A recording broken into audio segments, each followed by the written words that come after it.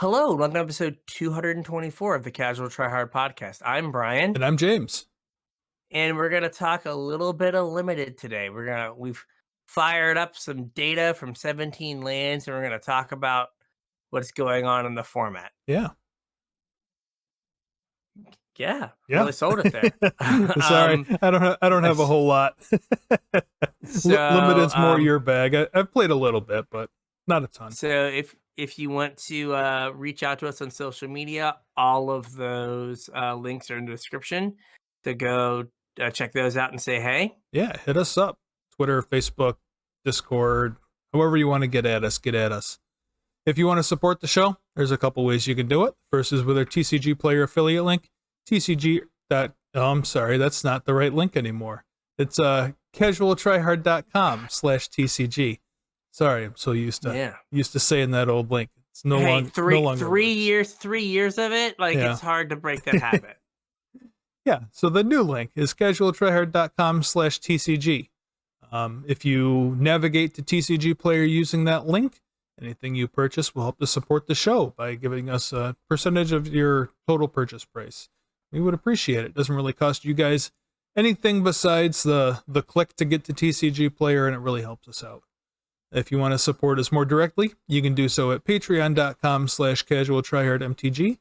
You can chip a couple bucks in if you think we do a good job and you want us to want to help us out in doing that good job. Patrons get access to our pre-show, where it's basically another hour of us hanging out, catching up, talking about the show, talking about actual life, whatever. A lot of times making sure our equipment works. Like today, had a small internet snafu, but got that sorted out so that you guys during the actual show don't have to suffer through that.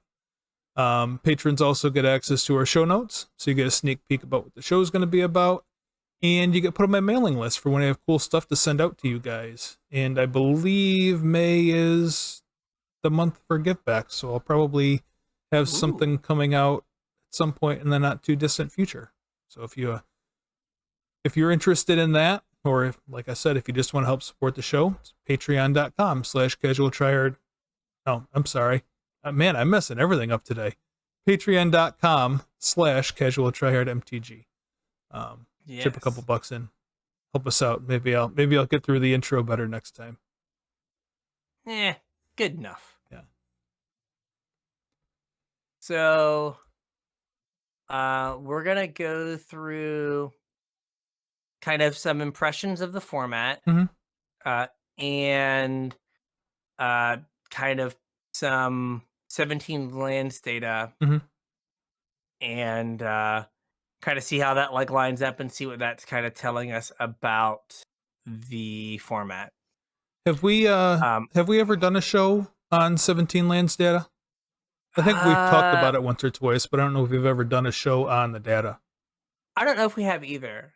So you want to talk 17 about lands, is a plugin that you get that basically scrapes your arena data to kind of then aggregate what the like what's going on in the format. So it can track things. It's tracking is how many times a card is picked, its average draft position, or sorry, its average draft pick.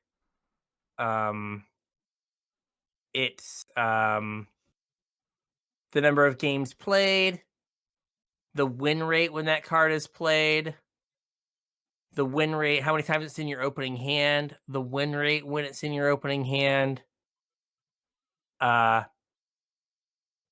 many games it's been drawn, win rate when that card is drawn, games in hand win rate, which has kind of the biggest number because it kind of takes everything into account pretty much. Well, that one or just total games played. And some other things. Do you use 17 lands? I do not. I probably should. Yeah. But it seems legit. There's like the old man of me that is like, I'm not gonna like just download random programs from the internet. Well, I don't know if you remember or not, but when Arena first started coming around, there was a whole Hmm. bunch of plugins, and Yeah, some of them were not great.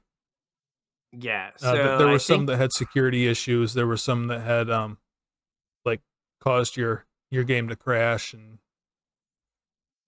17 lands, from what I hear, is like good. it's good. Yeah. Yeah, and then there's what is the and there's another one that like people use all the time. Like Saffron Olive uses it for like constructed games. Mhm. Um, but yeah, I think I'm trying to think what it's called. But basically, there are like two that people use Like now that you like see one of them pictures used to of. be Arena Tracker. I don't know if that's still around anymore though. Yeah, maybe. But so 17 lands, what it does is like basically there's like a log of everything that happens. Hmm. So much like in Magic Online, where there's like a log of everything that kind of happens, like up in the top right hand corner when you watch a video.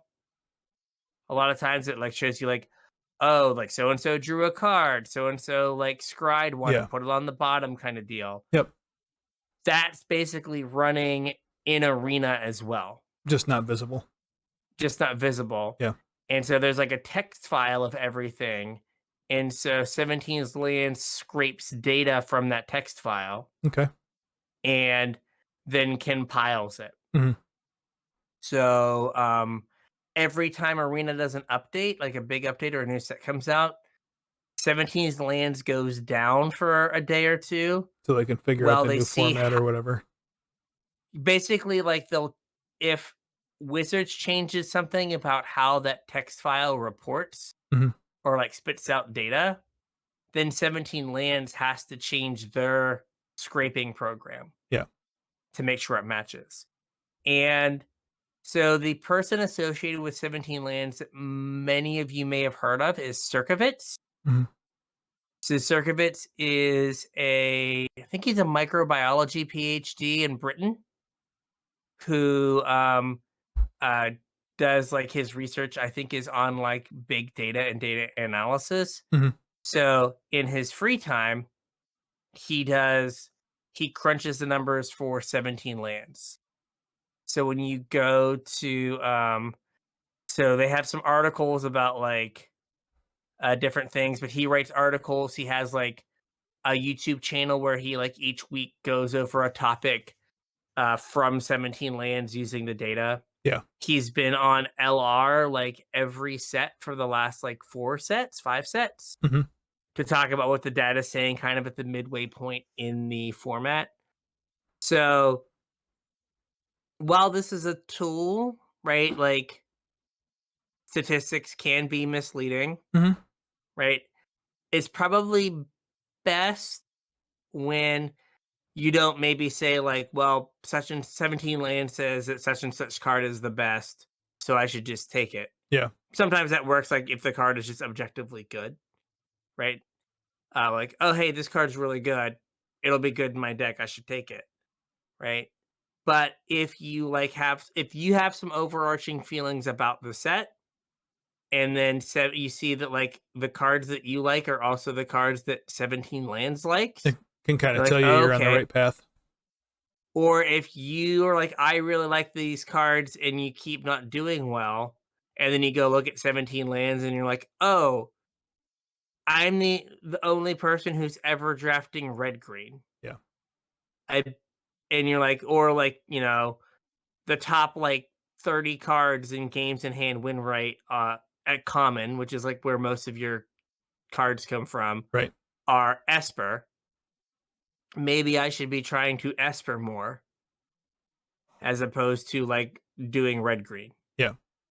So it can kind of like, so if you have some feelings about the format, it can either support them or make you go like, hey, maybe I need to reevaluate what I'm doing. Yeah. But it's not just like, here's your pick order Correct. kind of thing, where you kind of got to like think about it a little bit and go like, what is this telling me? Well, I mean, that's also kind of the thing about limited is that it's self-adjusting to a certain extent. If there's like a clear runner for a limited format as far as an archetype goes, like not everybody at the table can draft that archetype because the cards just won't be there for it. So if an archetype starts being like overdrafted because it's the best, then you would think those decks wouldn't be as good because there's more people fighting for the cards, and that deck's win rate should go down. Yeah, To so an there's extent. I mean, sometimes it's not. no, this is like, so think about, oh, was it, Midnight Hunt? Mhm. The werewolf set where you couldn't play the werewolves because they were bad? Yeah. Um, right, like, Blue for, like, a Black was the week. best deck by a mile.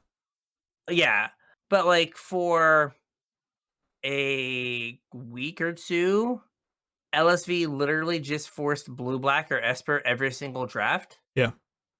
and hit Mythic number 1 because it didn't correct fast enough. Right. Now, eventually it got to the point where, like, Esper was maybe overdrafted, like you said, Mhm. but, like, it was so deep you could probably support 2 drafters and still do pretty alright. Yeah.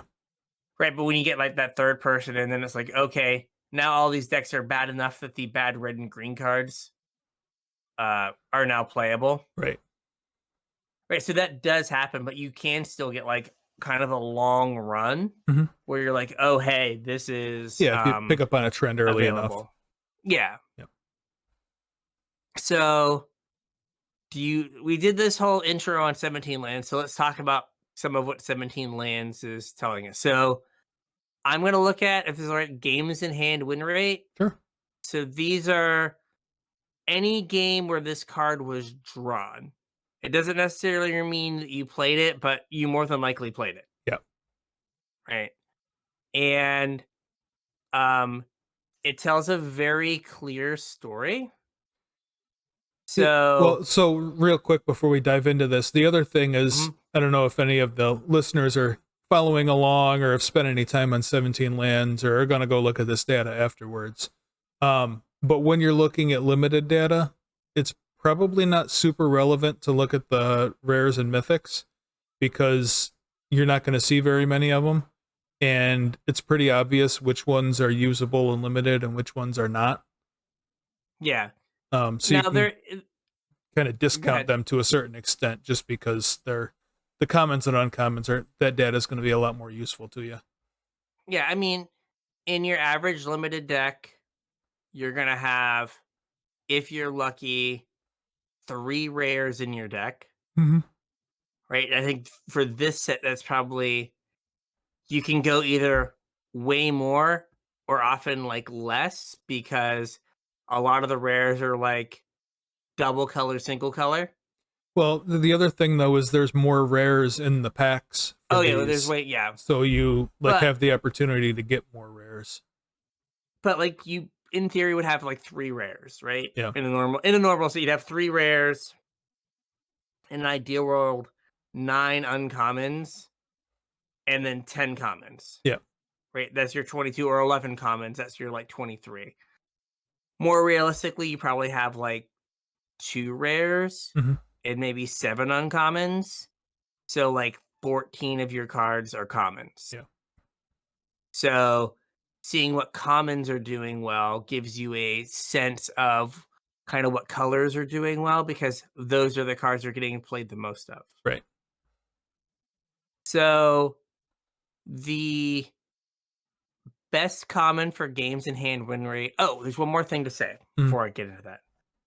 The average win rate of a 17 lands user is about 54%.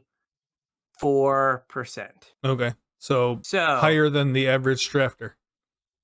higher than the average drafter. Yep. So these aren't corrected for that. Okay. So if you look at a card and it's got a 54% win rate, that means it is not adding anything to the win rate of the Okay. people playing it, That's right? an So, interesting correlation there. I hadn't thought of that. right, so a card that wins at 54% is average. Right. a card that wins at 50% is below average for the pool. Okay.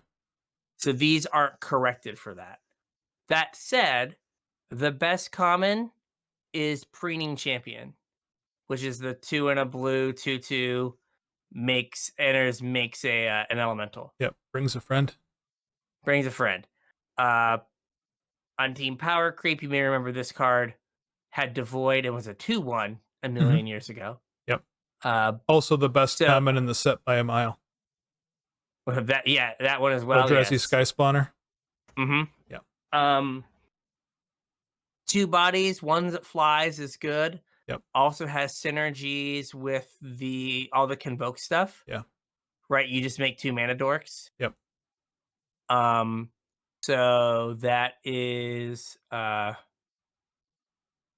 uh that is pretty solid. So I guess they have in here the like a corrected the games in hand win rate mean is 53.6. So I think that is what the average is for 17 lands, plus or Okay. minus 3%. So like, but that's the best one by far. And then next is Afara's Dispersal, which is The which we bounce called out spell. for constructed, the Yeah. bounce spell. Um, then Deadly Derision, Okay. which is the 2 black kill a thing, get a treasure. Yeah. Common black removal spell. Yeah, but it's actually kind of doing double duty if you think about it, right? Fixing your Like it's mana, giving you ramping. fixing, Yeah. and a lot of the big splashy things you need to untap with. Not all of them, Yeah. but a lot of them you need to untap with. So like them resolving isn't the end of the world. Right. So having that answer is super important. And then the next one is super weird. I haven't figured it out yet. I've tried to draft it, but it just hasn't worked out my deck. Isaac Vitaxius, Yeah. the Well, I mean, 3 mana, it's divination, right? Divination that always draws you 2 a mana 3/3. 3/3. Yeah, I guess that's a good way to look at it. Uh, and then Cyber Cryptomancer, which that card has been way better than I thought. Right, as like Yeah. it's basically just a combat trick. Yeah. Right, it's just +1/+1, and it's also whatever feat of resistance. Hmm. Right, it's just all kind of rolled into one. So, Assimilate Essence, that's the weird counterspell. Yeah, the one that it's like a mana leak or whatever, but it incubates if they pay for it. So you always get Yeah, something. You either get the spell or an incubate. I've literally never seen this card cast. Yeah, I don't think I have either. Apparently everyone I'm playing against is doing it wrong. I'm doing it wrong because it has a 58% games in hand win rate. Yeah. Then you have Fatal Flourish, the cheap black removal spell at common. Hmm. Nezumi Informant, which is just annoying when they play it. Yeah. And then you have Temporal Now, Cleansing. I wonder why this card is so high on the list. Because What, like, Nezumi Informant? yeah, like I mean, Burglar Rats wasn't like a first pickable card, and something this high up in the pick order should be Its average pick is 5. okay. So I think that there's this format is weird in that there are definitely matchups where all it cares about is like card advantage Hmm. and just like accruing value. And in those against those decks, this is really good because it's a 2-for-1. Yeah. Well, I Right? mean, it's just a 1/1. You have to be able to do something with the body, but like that's kind But of the problem with Burglar Rat. Like Burglar Rat, I don't think Burglar Rat anytime it was ever printed was the 5th or 6th best common in a set. this is 8th. 8th. But what I was gonna say, like, and it then gets in the way, right? And I think the decks that this is good in you can do such big things in this format that you just need to get there. Oh, okay. Because like I've definitely had games where like I've run my opponent out of cards somehow, Mhm. resolved a spell, like put something on the stack, and they just snap scoop. Yeah. This is also something I've noticed in this format is people scoop way more aggressively than I've had them scoop before. Now I'm currently hard stuck in platinum. Well, I guess after the restart, I am currently in silver, Yeah. having not played any limited games. But um, this format is really snowbally, Mhm. right? And if you can just get some cards out of your opponent's hand to give them a few less resources, so you can get your snowball going, Yeah. and then like just get in front of something for a turn to like buy you that turn to like play your 5-drop into your 6-drop. Mhm. And then they're like, oh, I don't have any more cards. I drew a card. It's a land. I'm dead. Yeah. Right. But it is annoying. But you're right. It doesn't look like it's that impactful, but just getting the cards. Yeah. I guess it makes sense. You're Um, paying 2 mana for tempo because the card you're mhm, like the card is replacing itself. Like it's mhm. always going to trade for whatever their worst card is.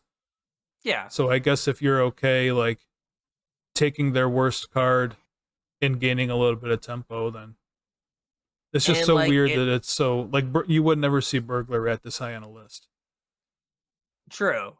But I guess it's just like the last time Burglar Rats was printed was it the core set? Like core 17? No, it wasn't that long ago, was it?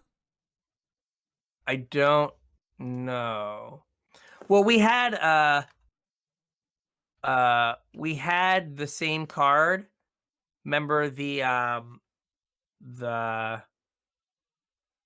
it was longer ago than that. Burglar Rat was Guilds of Ravnica. Oh, okay. So even longer. But remember the one in the black is it Virus Beetle Oh, yeah, yeah, yeah. from Kamigawa? Yep. That card was actually good net format as well. Okay. Um Was it fifth pick good? I don't know if it was like fifth pick good. I mean, we could look. But see here. Da-da-da-da. Bro, gosh, Neon Dynasty, commons. Let's look at games in hand win rate. I gotta find it now. Okay, some of these cards I definitely did not play. Wait, no. Oh no, that makes sense. I sorted it the wrong way. I was like, I Oh. never played any of those cards. They were awful. Um, Virus Beetle was 1, 2, 3, 4, 5. Was it? It's 7. Okay. It was 7 in that format. So basically the exact same Same. spot. All right. Maybe this card as a card type, as like a design, is better than it used to be. Maybe. Well, I mean like there was also some artifact synergies in Mm, Kamigawa, and there's not like rat synergies and rat synergies. yeah. But yeah, I mean But maybe you're right. Just that with the new age of design, that card is better than it typically would be. so then you have Temporal Cleansing, the Convoke, like put it on second from the top or on the bottom. Mm-hmm. It goes really well with Preening Champion, Yeah. right? It lets you like, you can play like Preening Champion and then play like a 3-drop on turn 4 and then bounce their thing. Yeah. Because you made this mana dork. So we are 8, 9. It takes to card 10 before we get a non-blue or black card. And Well, that that is tells you Volcanic something. Spite. And that is Volcanic Spite. Yep. So just the solid red common removal spell. Yeah. It has a games in hand win rate of 57% and change or whatever. Yeah. Then we go right back to Unsealed Necropolis, black Mhm. card. Right, this format is about like grinding people to dust. sometimes. Buying creatures back is a good way to do that. Exactly. Then our first white spell is Aerial Boost, Mm-hmm. the +2/+2 and flying card. Yep. Combat trick. Then we're back to Ichor Drinker. Another black card. Which LSV talked about the fact that it is kind of a speed bump, buys you a turn, mm-hmm. right? Buys you an attack, trades with like Wary Thespian, the 3/1 white thing, as long as it doesn't get first strike. Yeah. Right? It does just enough, and then it gives you a body, right? It says like pay 3, get a 2/2 when it's in the graveyard. So right, it gives you 2 bodies to kind of gum things up if you get to trade. Yeah. Amazing. But it just gives you like bodies and like extra stuff. So we're like pretty deep, and we've seen one red card. It's the red card you thought it would be. Yep. Right. We're back to Meeting of the Minds. Blue Convoke spell. Mm-hmm. Again. Angelic Intervention. Right. Another white combat trick. Yeah. Right. I feel like it's blue, white, and like the blue is doing all the heavy lifting, and the white's just like long for the ride. You want me to? Yeah, you want me to like protect your one creature? Excellent. Yeah. You want me to jump that one up? Okay, cool. I didn't get any black cards, so I drafted some white combat tricks. Exactly. And then we get a chunk of green cards. Yeah, our first green card is Overgrown Pest. Mm-hmm. Which seems pretty solid. Yeah, it's like a 2-for-1. Like you're always going to hit a land. Yeah. Like I'm pretty happy to have it in my deck to be like, okay, if I get my 3rd land, I know I'm going to hit my 4th. Well, also I think we mentioned last week briefly, I don't know, it might have been in the actual show, might have been in the pre-show, but we talked about how the format's kind of bomb heavy, and like there's lots of multiple color decks, and this can help fixing too. Oh, I mean, all I've been playing is multiple color decks. That's gonna be my problem. I've tried to play. I played blue white like tempo nights, and it's funny because there were games with that deck that it was like, oh, the game's not over by turn 6. Yeah, I literally can never win this game. Right, like I'm just done. Right, because like you just get completely and totally bullied by their 3-color mythic. Yeah. And you're like, oh, what am I supposed to do? Right. But then there are also games as you're the 3-color, 4-color deck, right? Where you just get bullied by the worst imaginable cards, and you're like, what is going on here? Kind of like Keldheim, or like red white, like stupid first striking flying bird with the helmet on it that like dealt a point of damage when it blocked, and you're just like, why am I losing to these terrible cards? We're not quite that bifurcated, but like I think that black is up here because like the removal is good. It's like 2 black removal spells and then the Informant. So it's like ways to answer early aggression or big bombs. Yeah. And then Nezumi Informant is like, well, if you discard a land, maybe you don't draw your 5th land to cast your thing. Yeah. Or if I make you discard the thing, then I don't have to worry about it. Right. Right. And then so after the removal spell, we get like this chunk of green cards. So Pest, Arachnid Adaptation, which I can't figure out. Like, I think it's been cast against me once. It was good. Yeah.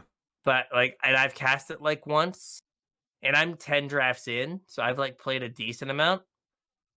The guys on LR couldn't figure out why it was this high either. Well, so I've kind of noticed a trend, and I don't typically spend a ton of time looking at 17 lands data. But we're looking at games in hand win rate, right? So the games where you won and had the card in your hand. Isn't that just naturally going to be weighted heavier towards combat tricks? Just because like that's when combat tricks are good. Yeah, maybe. That's a good point.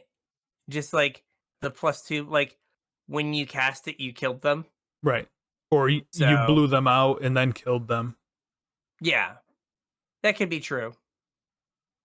But then, so you got green thing, you got pest, arachnid adaptation, cosmic hunger, the like so Fight spell. fight spell, and then converter beast. Wow. Okay. Yeah, I guess it's like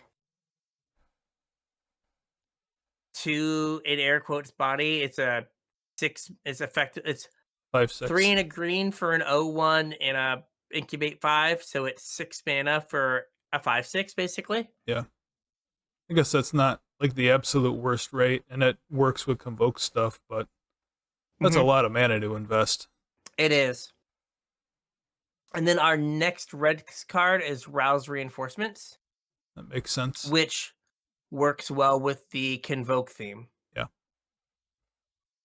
Um, and then we're back to like blue, white, and then somehow Marauding Dreadship, which I guess like if you play it and you kill them, Yeah. that is pretty good. So it's a lot The of the other thing that I think is kind of interesting looking at this data is the pick placement. Like you would think that your game in hand win rate would correlate somewhat to the pick order, Mhm. but it doesn't. It kind of does, right? Like Well, the third, fourth, and fifth most pick or highest game in hand win rate commons are all between pick 6 and 7. okay. And then like further, like Volcanic Spite is, I don't know, the 10th ranked card is third pick. It's the second highest picked card. Yeah. So, right, like what do they have in common? So, the highest picked common is Deadly Derision. Good black removal spell. If your pack sucks, you could take it first and be fine. Yeah. Volcanic Spite, the best red common removal spell, Mm-hmm. right? Like you're gonna take that highly. Preening Champion, okay, you know it's a busted blue card. Then it's Realm Breaker's Grasp, the white common removal spell. Yeah. Fatal Flourish, the other black common removal spell. Yeah. Vanquish the Weak, the other one.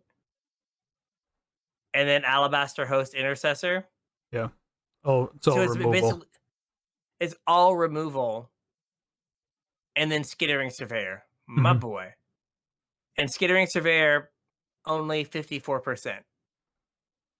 And that could be saying something in and of itself, right? If 17 lands users win 54% of their games, Right. and Skittering Surveyor is there to support the 5-color archetype, Mhm. right? So is that like the multicolor nonsense decks are basically average win rate, Yeah. right? That's just like the average. So yeah, like the uh the pick order, it's a lot of removal spells, Mhm. right? Things that are like more irreplaceable, Yeah. right? Because like the rat's really good, but if you couldn't get the rat and you got the death touch guy, Mhm. the one of the black 1/1 death touch that like transforms into something, Yeah. it does a lot of what the rat does, It does. right? It does something different, but it's just kind of another removal spell. Yeah. So if you don't get the rat, you could get that. But if you don't get Deadly Derision, there's not another version of Deadly Derision that you could realistically get. Makes sense. So I think it's just that the um That also kind of follows in a bomb heavy format. Like if the mhm, format's about what you open in your like special legendary slot, or the killer bombs that are in rare and mythic, like removal becomes more important because you got to deal with mhm. the thing. And like you said, a lot of these cards don't pay you off immediately.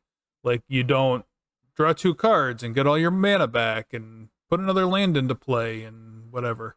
Like you have to untap with it in order for it to do something, or wait till your next combat step or whatever. Mm-hmm. So And so you have a chance to interact before you're buried. It's not like that stupid demon that, like, on your end step, sack another creature and get another copy of it. And it's like, well, what am I supposed to do now? Right. I had 1 removal spell, but not 2. I guess I'm dead. Yeah. Right. So, like, they come down, and there is a window for you to respond. Mm-hmm. Right. Now, if you can't respond, you pretty much die most of the time. Thalia and the Gitrog monster, not quite a hard you die, but it's pretty good. So yeah, like the removal goes up because you have to answer the bombs. What is the highest picked green card? So the highest picked green card is Cosmic Hunger, and I've seen it go pretty late. And it's at 5.5.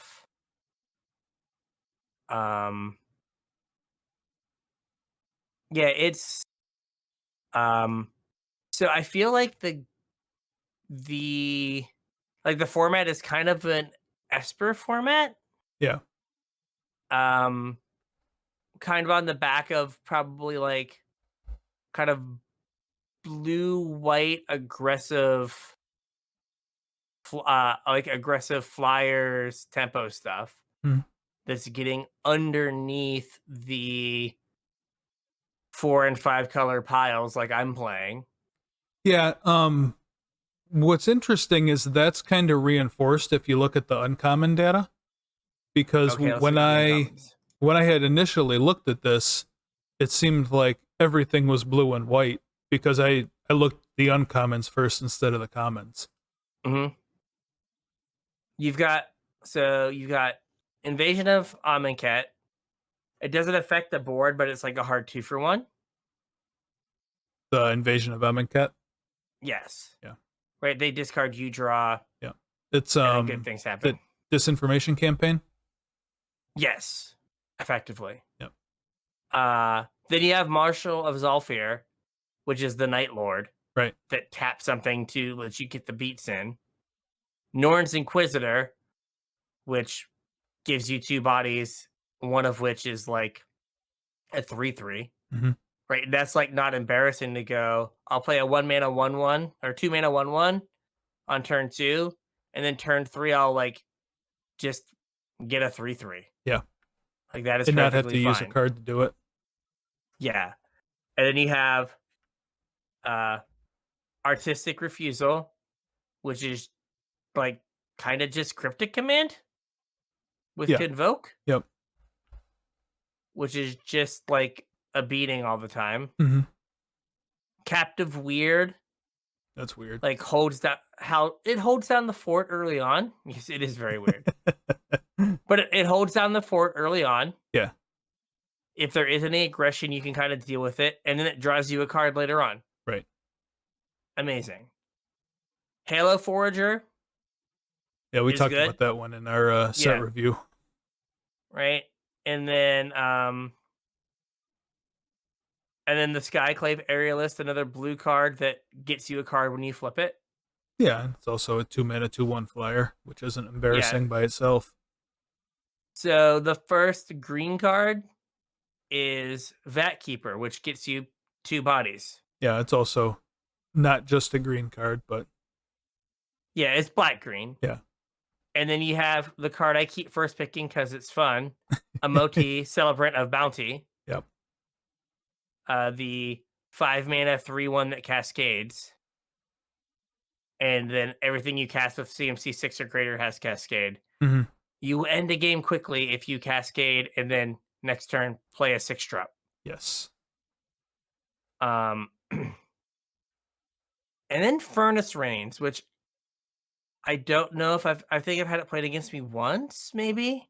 I had it played against me twice, I think.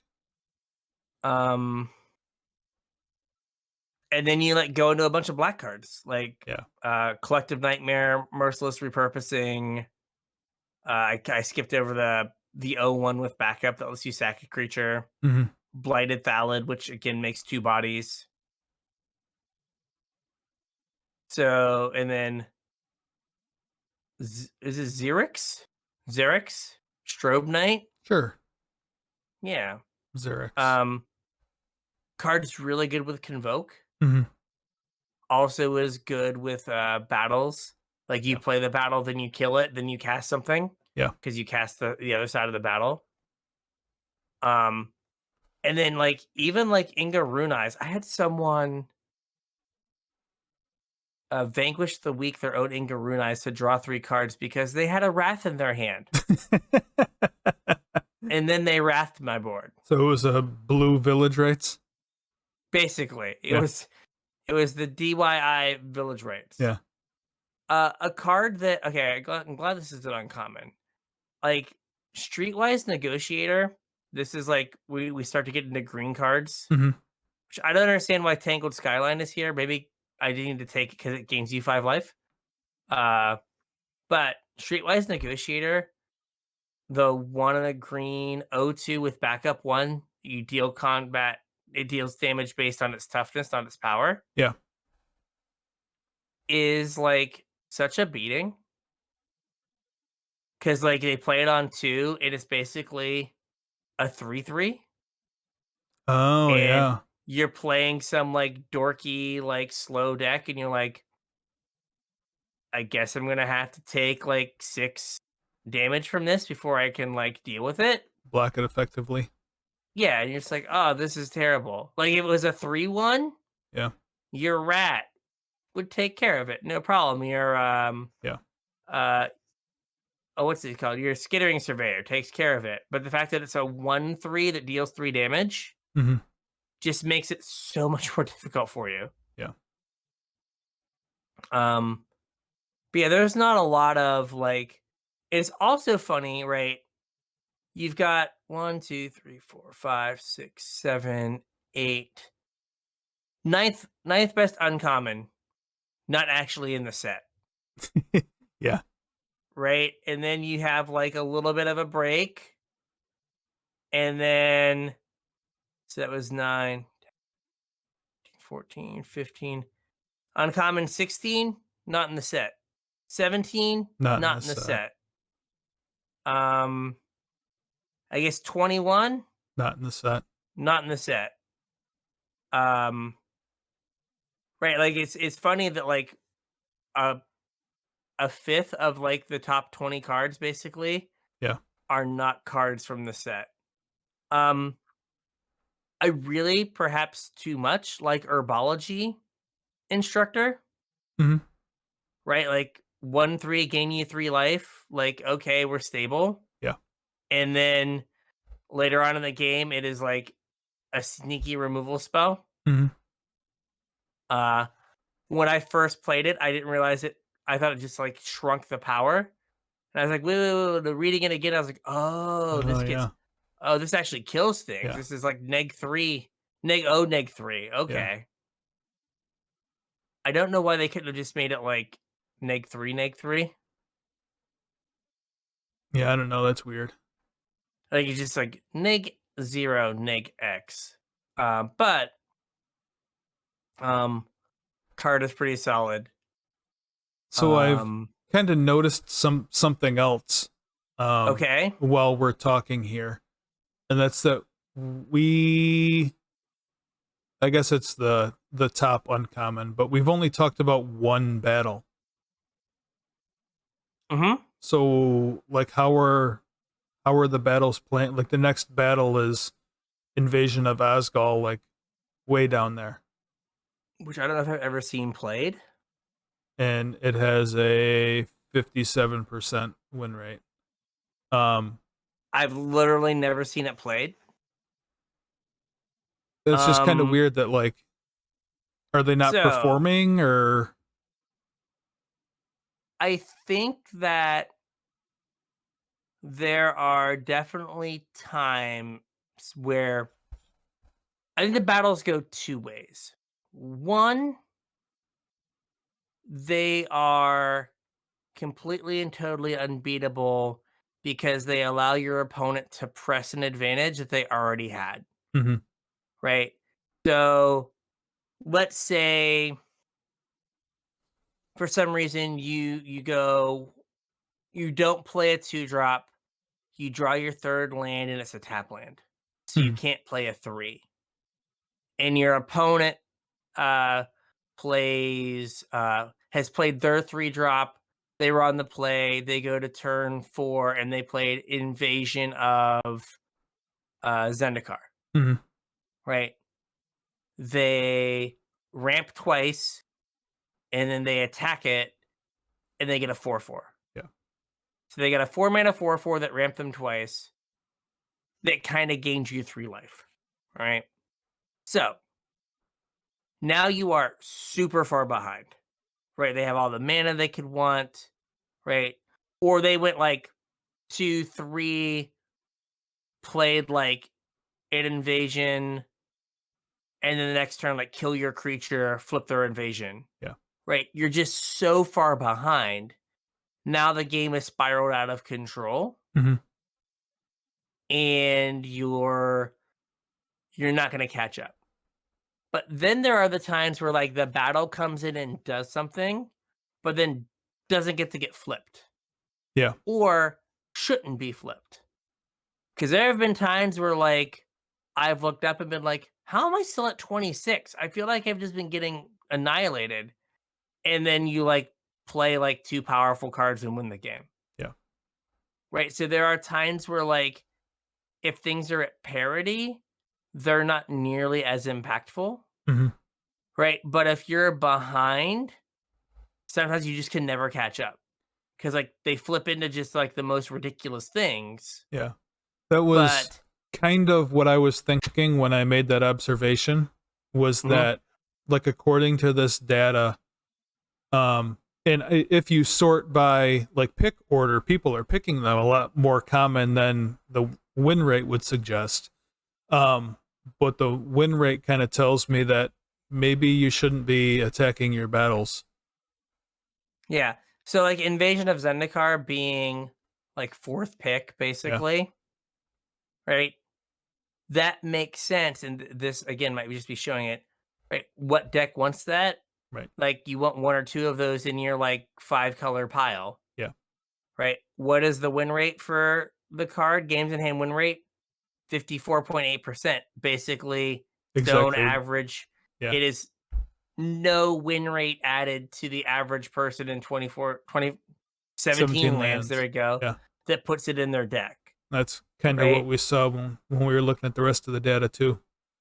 Yeah, like the Skittering Surveyor is Yeah. there for the 5-color deck. I like drafting the 5-color deck. I think it's fun. Hmm.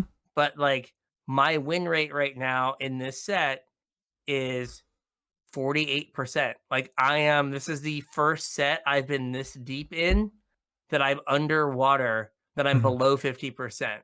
Yeah. But like I'm enjoying making the decks and I'm enjoying playing the decks to a point, but there's like the problem I'm having is I'm leaning 5-color because it's fun and enjoyable, Hmm. but like you have to have like the really powerful stuff to make it work. Yeah. And if you don't have it, then you have like craptastic mana Right. and No payoff. no payoff for that craptastic mana.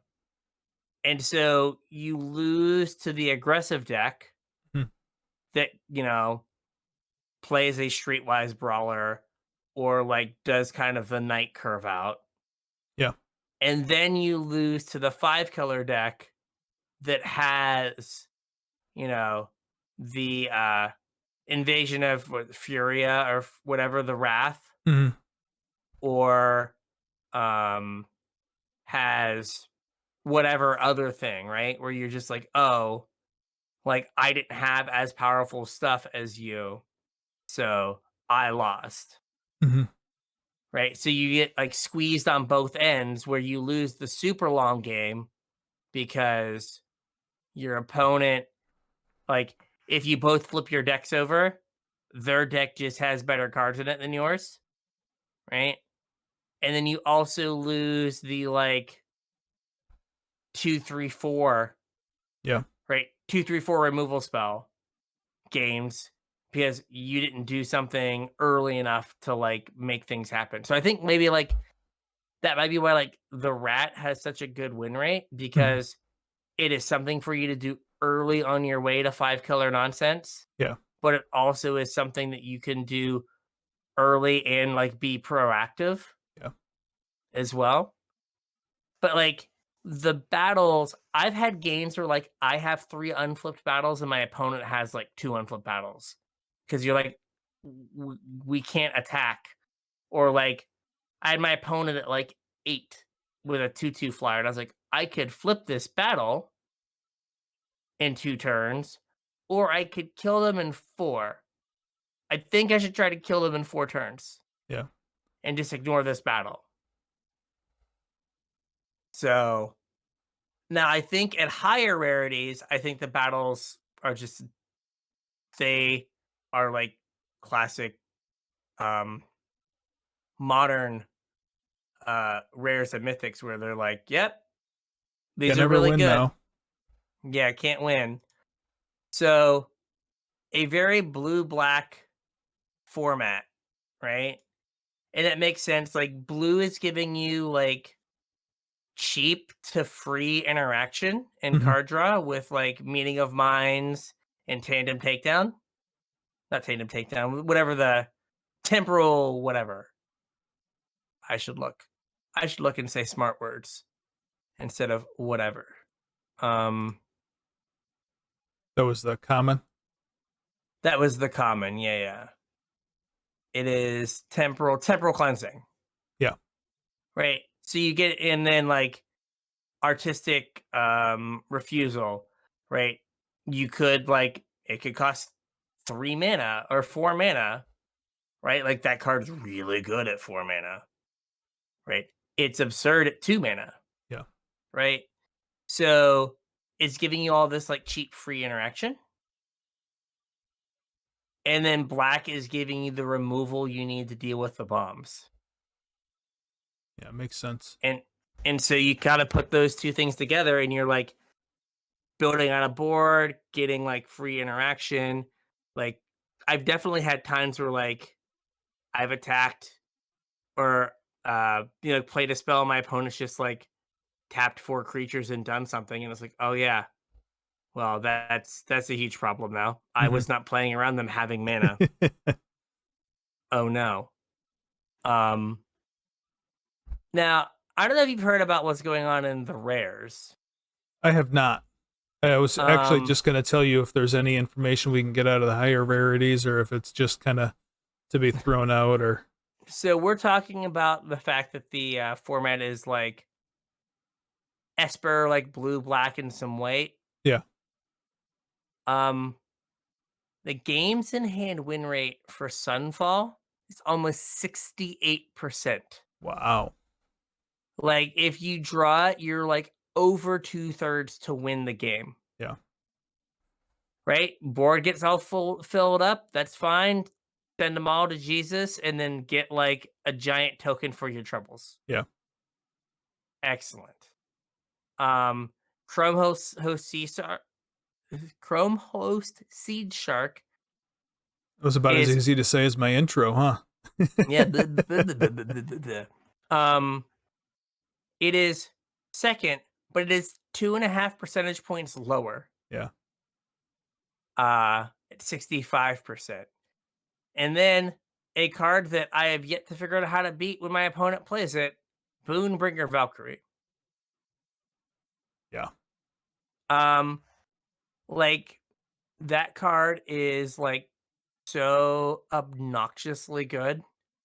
I had a game where I had a giant board and I think they gained like 15 or 20 life and beat me at like they were at like 8. Yeah. And I was just like I had to remove on my deck. I didn't draw it. I guess like I lose now. Um and then I had a game where I milled my opponent out with Breach the Multiverse. And then I got my third loss because I went to 9 cards and my opponent cast Breach of the Multiverse and killed me. And I was like, "You've got to be kidding me." Amazing. Yeah. Um, then so Sunfall, just ridiculous white card, doesn't matter. Chromos Seed Shark, did it again. Um, it's blue. It gets to be carried on the back of all the other really good blue cards. Also plays well with them. Oh yeah, exactly. Like it's really good to like convoke out a thing for on the cheap Right. and get a token for it. Yeah. Boonbringer Valkyrie, white card, just absurd if it resolves. Like whatever. Right, then Breach the Multiverse, black card, secret mill win con Mhm. with like you milling a bunch of random stuff during the game, like Unsealed the Necropolis and stuff, and then you're just like, oopsie, I guess I got your last 10 cards. Glissa Herald of Predation is black and just absurd. Yeah. Right? Like if you may so this is one that like if it gets to your turn, you're already like behind 2 bodies. Yeah. So and then Zephyr Singer, I had a game where I'm narrating and I'm like, oh yeah, I feel like we're in a good spot. This seems fine. Like we've got the ground locked up, like all of our creatures are bigger. Played this, and then I just lost to the fact that I put 5 power of flying on the board. Well, Just 8 made power, everything and then fly. I killed the Zephyr, and I was like, oh, I can't race you now. Yeah. Like, oh, okay. And then the first red card is a tally, and a tally is absurd. It is. If red was like remotely close to being close, a tally would be like significantly higher. Yeah. But like if you games in hand win rate 64%, like you are winning the game again, roughly 2/3 of the time if you get this in your hand. Mhm. But the rest of the cards around it are so poor Yeah. that like it can't like pull itself up. And then we go back to Headed Sugu in is it Kiari? The blue black rare. Mhm. Then Invasion of Foria, which like boo. Definitely have lost to that. Yeah. Oh my god. The first green card is Glistening Dawn. If If you you don't watch my count first Glissa. oh Glitza, fair. The first only green card. Yeah. Right. Like I had a meltdown because I lost like I think I lost 2 of my 3 games of like my first draft and like 3 of my first 6 games to Glistening Dawn. Like my opponent just resolved. I had an opponent cast it and then copy it with C double. Whew. They put 4 8 creatures on layaway and then Yikes. just smashed me. And I was like, this is absurd. I've not seen the card played again. It's so weird. It's like it just fell off the map. Like Yeah. the first like 2 days, it was like, hey, would you like to lose to this card every other game? And I was like, no, I wouldn't. And Arena was like, too bad. You get to lose to it every other game. And then never Um, see it again. and then yeah, then like, okay, you're sufficiently traumatized. So like it's all like the 2 absurd white cards, blue and black cards. Yeah. Again, for like the rest of it. So maybe I should just be like, I'm drafting blue black and like this will make my life better. But I think that what we can get out of this is the Esper colors are the strongest, with blue and black being the best. Mhm. I think we've established kind of why. Yep. Um, and I think the thing I got out of this is the cards that support the 5-color archetype They're just kind of don't meh. seem to be adding to the win rate Yeah. of the players. So maybe the 5-color archetype, while fun, Isn't the is best thing to do for to win games. yeah. And right, like I've not seen anyone play the counterspell, Mhm. the mana leak thing, but maybe that's a mistake, and maybe Well, I mean, it's if I'm probably gonna good for the same reason that the burglar rat's good. Oh, where you just get to get something You're getting your tempo. like Like you play your thing and then hold up 2 mana and tag their thing and move on. yeah. Or I was gonna say it is effectively like a removal spell for, whatever, an Atali, right? They're Yeah, like Atali, and you're like, whatever, counter it. yeah, Like I don't have to deal with I don't have to deal with anything now. yeah. And like if you are playing like blue white, right? That's kind of like a skies tempo deck, Mhm. and you're just like, okay, like I just need to like bounce one thing or counter one thing to like, you know, if I go like 2-3, 2-3, and then play 2 and hold up 2 mana, get in my damage, then counter your thing and like kill you the next turn. Yeah. It's like, okay, game's over. So yeah, maybe I should be drafting like that.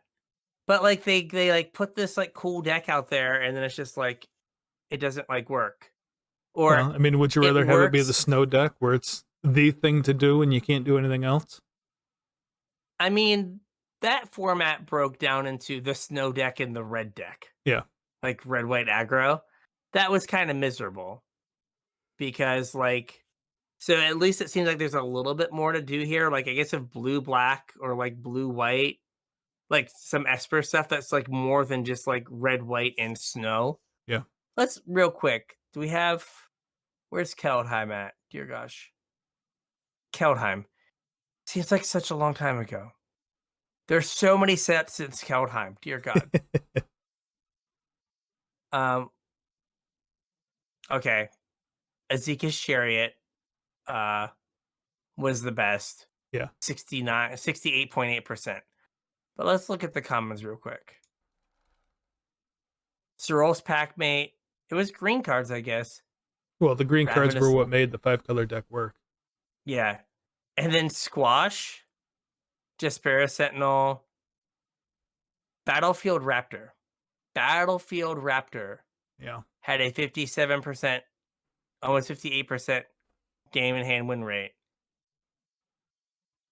And then Wings of the Cosmos, again, a combat trick that I never played.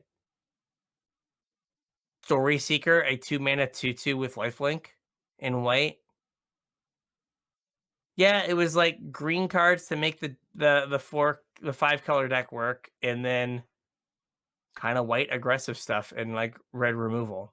Yeah. Um so yeah, like this feels better than that. Like it hasn't just evolved into like 2 decks.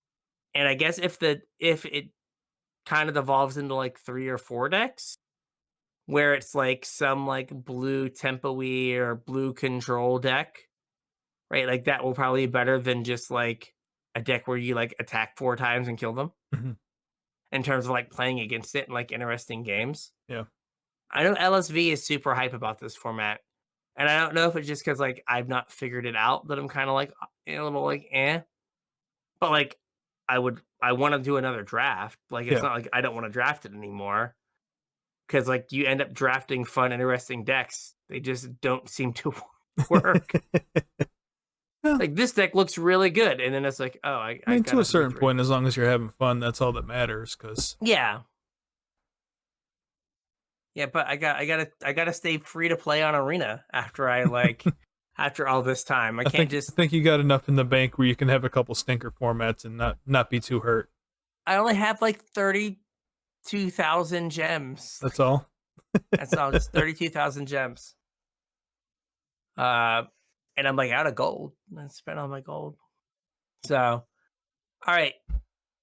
So I think that 17 lands is a good tool. Yeah. Probably not the end all be all, but like, It's also good, like at this point in particular of a format. Like after there's a little bit of maturity in it and it's starting to settle, it's a little bit easier to draw conclusions from the data than like release weekend. And it mhm. probably matters more now than it does right before the new set comes out. So it's a good time to look at it, keep an eye on it. If you're, planning on playing some limited, I guess. Yeah. See here. I'm trying to think here. There you go. I guess I don't know what they deem picked. I was just trying to say, like, um, what's this one? Okay. Like, we're talking, when we're talking about these numbers, like, we're talking huge numbers of cards. So, like, or of games. Mm. So this is the number of games played for creating champions. I think that's just games that is in your deck versus number of games drawn on turn 1 or later. Right? So, it's been played. There have been, with 17 lands data, 190,000 games with Preening Champion in someone's deck. Yeah. Right? There's been uh 34,000 games where it has been in someone's opening hand, and then 48,000 games where it has been drawn Mm. after that. So that's 80, that's games in hand. There've been 82,000 games where this card has been in someone's hand, right? You starting to get to we always say that, like, Magic is a game where you don't have a large enough sample to make to make meaningful conclusions, Yeah. right? I think 82,000 games where this card has been, like, uh in someone's hand, Pretty right? decent sample size. Is a pretty decent sample size Yeah. to say, hey, like, and what's funny is, so next common, as far as dispersal, Hmm. 77,000. The next, I think this is right. Number of games in hand, yeah. So 82,000, 77,000. The third card, the Fatal Flourish, Mm. only 62,000. Wow. So almost like a fifth of or like only 80% of the other one, Yeah. right? Like a huge drop off from the second place blue card to the first black card. Well, so like that tells you more. Like if you look at this, like take a step back and look at this, Hmm. the same number of commons should be.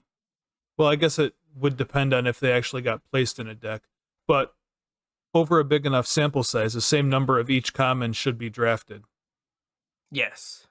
So does that mean that the players that are reporting to 17 lands are gravitating more towards those cards because you're seeing more of them than you would Grizzly Bear or whatever? Or So is that they also more have, of that card is making it into the deck? so I'm looking at games in hand. Yeah. So there have been 62,000 games with that card in hand. Even if you look at games played, Oh, okay, okay. you've I got gotcha. 190,000 games where Praeting Champion has been played, right? Then 177,000, 178,000 for as far as dispersal. Yeah. Then Fatal Flourish is 145,000, right? So while they might, basically, if you are playing blue, you are taking this card, right? You Yeah. are taking and playing Preening Champion. It goes in your deck, Yeah. right? Black's not getting played nearly as much, right? You're gonna play blue with white, Yeah. or you're gonna play blue with black, but you're gonna play blue. So you're gonna there's gonna be more games with the blue card in your deck, I gotcha. That makes sense. right? So it's like blue. So this is telling you that blue white, blue red, blue black are all getting played a lot. Blue green, not so much, Hmm. just because blue green is bad. Yeah. Then next is black cards, which these can get played in the 5-color deck. They're good, or in blue black, or in white black. Right. Then we're back to like blue card, black card, black card, blue card. But like you've got like these cards as you draft them, and they end up being and they end up getting played, as opposed to Fatal Flourish is getting drafted almost as highly as uh Preening Champion, but it's finding its way into decks significantly less. Yeah. Or those decks aren't winning as many games, so there are less decks, less games for them to be played. So, real quick, what are there have only been 2,500 games with Crystal Carapace in a deck. Phyrexian Archivist, there's only been 3,100 games. Vengeant Earth, 3,500. Yeah, curse. Right, so like, yeah. And then Burning Sun's Fury, 6,000. Negate has only been played 8,000 games. Wow, that's kind of surprising. What are the bombs in the format? Oh, creatures, yeah. They're all creatures. So like you like have your negate and your opponent's just like head at Sugu and you're like, oh well, crap. I've never seen anyone play Mirren Bane's Splitter. And it's been played in 12,000 games. Yeah. Inspired Charge, coming in hot. I've never seen anyone cast. Urn of Godfire, I did see someone play once. I played 4. Aki Scrap Tromper. Apparently that was not a good idea. So I had a bunch of Convoke things. I had the 4/4 Haste Dragon and the 3/4 Haste thing. I was like, these are just mana dorks. I'm just gonna play these as 1 mana 1/1s. Yeah. That then tap for my big things, which was fine if you drew your big things. Right. I did not. Poor Halo Hopper. Man, I played this a few times. Man, I gotta like change my pick order. God. You lose 3 percentage points if you draw it. Oh my gosh! If you draw it, you go to under 500. Yep. Jeez, games in hand win rate is still over. Okay, what is GD games? Okay, yeah, brutal. Yep. So there's some of these cards I'm like, yeah, these are bad. I've definitely not played them. But there's been a few of these I was like, I played that card. I might not have been happy, but I played it. Yeah, geez, oh man. I feel. Vengeant Earth, you lose 5.6 percentage points if you draw it. Yeah, Crystal Carapace, 43% games in hand win rate. Trailblazing Historian. Okay, so I apparently just played all the worst cards in my version of the Convoke deck. We have learned something here. It's like I played that's probably a problem. Yeah, I thought Icarus Shade was better than this, but yeah, no, it's yeah, so this is an interesting tool to use, but don't think like it's gonna tell you exactly what's going on in the format. Right. I mean, I think we've illustrated in a couple different Yeah. ways how the data can be skewed and not say what you think it's saying. Yeah, but it's also fun to be like, oh, hey, maybe I should not have drafted that card in retrospect. Well, you'll have to let me know if you 7-0 your next draft. Yeah, if I can figure if I've figured something out. Yeah. Oh, here it is. All right. So with all that, I think we got a show. We got a show. So if you want to reach out to us on social media and like fix my drafting, please feel free. All those links are in the description. Yeah, or if you want to post up your draft, we'd love to see it. Hit us up on all of those places below and show us your draft. If you're looking to support the show, there's a couple different ways you can do it. The first is with our TCG Player affiliate link, CasualTryHard.com/TCG. Follow that link to take you to TCG Player, and anything you purchase will help to support the show. If you want to support us more directly, you can do so at patreon.com/CasualTryHardMTG, where patrons get access to our pre-show, they get access to our show notes, and you get put on my mailing list for when I have mail to send, which should be coming up. So make sure you sign up and get me your address if you're interested in being on the mailing list. You got anything else? Nope. So with that, we'll catch you on the internet. We'll catch you on the internets.